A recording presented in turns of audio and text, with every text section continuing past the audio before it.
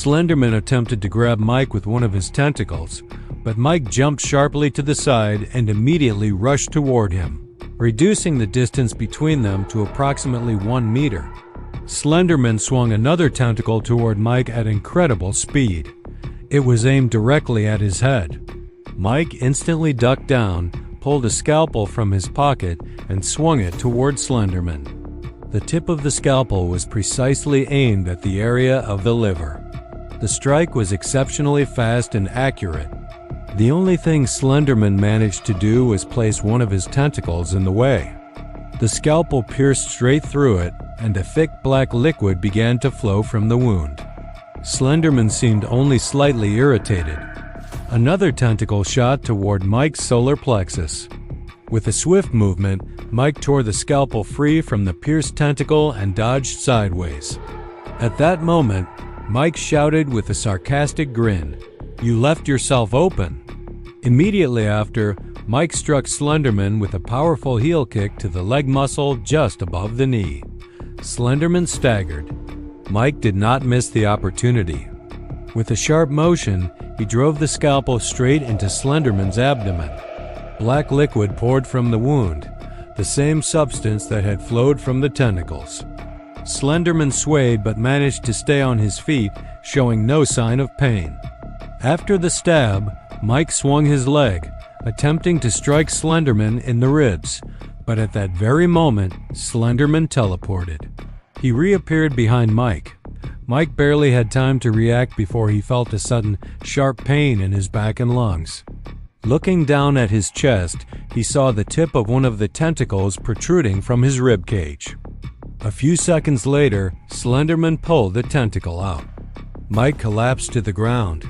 Breathing became unbearable. With every breath, it felt as though his lungs were about to tear apart. Slender Man wrapped one of his tentacles around Mike's waist, lifted him off the ground, and with overwhelming force slammed him into the wall. The impact echoed through the corridor with a deafening sound, as if someone had struck the wall with a massive sledgehammer. Several of Mike's bones were broken. His internal organs were damaged. His vision darkened. An unbearable pain spread through his head and entire body. His thoughts became clouded, leaving him unable to focus on anything except the pain. Pain so intense that he could barely comprehend what had happened to him. He heard no external sounds. A piercing ringing filled his ears, preventing him from regaining clarity. Inside his head, splitting from pain, Mike suddenly heard a voice. It was Slender Man's telepathic voice. "This is your end. It is time for you to finally meet those you lost." Mike smiled faintly. With the last of his strength, in a hoarse voice, he whispered, "Don't worry. I'll wait for the moment you join us on that journey to the other side." "How naive," Slender Man replied. One of the tentacles wrapped around Mike's neck. In a single motion, Slender Man severed his head. The body fell to the floor. Slender Man dissolved into the air. At that very moment, security guards arrived, having heard the noise of the fight. Upon witnessing the scene, they immediately called the police. After some time, Mike's remains were transferred to the morgue. No traces of the killer were ever found. Mike woke up in absolute darkness. "Where am I?" he asked. "I don't think that's very important right now." A man emerged from the darkness. Despite the complete absence of light, he was clearly visible. He wore a black suit, a gray tie, and polished black shoes. He had brown hair and deep brown eyes. "Who are you?" Mike asked. "Who I am doesn't matter. What matters is who you are, and where you are now. You are nothing more than a fragile human. And you truly believed you could kill a being as powerful as Slender Man? To oppose him, you must become something of his level. Even if you wanted to fight him again, you couldn't. You are dead. You are now in the void, a place I created so we could speak. By all rules, you should already be in hell, but I chose to delay your descent into suffering. I want to offer you a contract, one that benefits us both, and one you cannot refuse." Mike was shocked by how much this being knew. He understood that this was not a human. Considering he was dead, and being offered a contract. This could only be the devil. "So," Mike said, "what is this contract? And why do you think I can't refuse it? You have very limited choices. Refuse and you go to hell. Accept and you return to the world of the living." "And the terms?" Mike asked with a doubtful smile. "The terms are simple. You will become my executioner among the living. You will carry out my commands. In return, you will receive power sufficient to take revenge on Slender Man." "Is that all?" Mike asked. "Yes, that's enough for me." Mike was not concerned about what would happen next. He understood that the devil was likely deceiving him and that the true price would be far greater.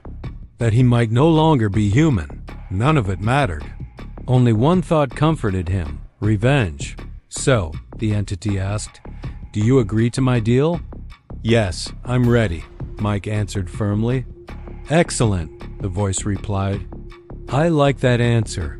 In the morgue, inside a massive metal cabinet containing numerous compartments for storing bodies, loud banging sounds suddenly echoed from one of the drawers. A morgue worker heard the noise and approached. At first, he thought it was a prank. Perhaps some teenagers had painted symbols with red paint. But seconds later, another thought crossed his mind. This was not paint. It looked like blood, not fresh. Maybe this is Nina's blood, or Tony's, or Vile's, or Gary's, or maybe I'm just imagining things out of fear. The thought refused to leave his mind. Mike felt terrified. He didn't know what to do. First, he decided to search for information about the symbols and the ritual they had performed, to understand what they had summoned. When he returned home, his father greeted him. "Mike, where have you been since early morning?" "I went for a morning run." "Really? It's only 5 in the morning and you came home late at night. Are you sure you're okay? You look pale and scared." Indeed, Mike looked terrible. His face was drained of color and his hands twitched nervously. "No, Dad, it's fine. I'm just tired. I think I'll get some sleep." Mike went upstairs to his room. "Nina, come here," his father called. "What is it, Clark?" "There's something wrong with our son. He's pale, frightened. Not himself." "Did you ask him what happened?" "I did, but he didn't want to talk." "Let him rest. Maybe it's something personal." In his room, Mike searched the internet for information about the symbols and the ritual. Everything pointed to one conclusion. A single match from Creepypasta: Slender Man. "So I wasn't wrong," Mike whispered. "The blood drawings, the screams at night, the black silhouette, the tree. It all matches." Understanding the truth did not bring relief. Instead, it filled him with helplessness and despair. There was no way to fight this entity. No way to escape the fate that had claimed his friends. But beyond fear and hopelessness, another emotion burned inside him: anger. He could not accept their deaths. And alongside the desire to survive, another thought consumed him: revenge. His emotions collided violently in his mind until chaos took over. He sat motionless until his mother entered the room. "Mike, we need to talk. Your friend's parents called.